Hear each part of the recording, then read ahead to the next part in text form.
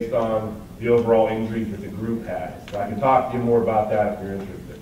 But there are ways to get your discounts down if you don't qualify. You have that one claim like we're looking at here that may or may not have been preventable.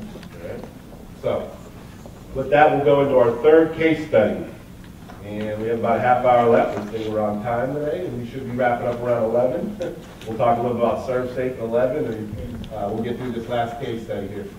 We want to transition to local Friday night pizza and wing bar.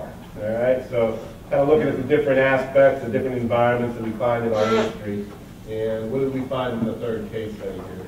Background: the current owner always wanted to have his own pizza place. Sound familiar? Okay. Graduated from business school, went and learned a little bit about running a business, worked in the restaurant industry his whole life, experience at the local pub, saved up enough money, bought himself a problem, right?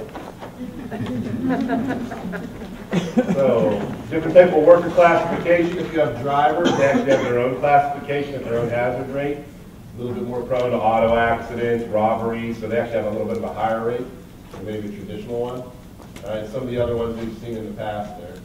All right, so what were the perceived problems when we went out to see this employer? Operations workers. The workers' compensation expense is over 1. Again, that's usually when our phone rings and why we're out visiting folks.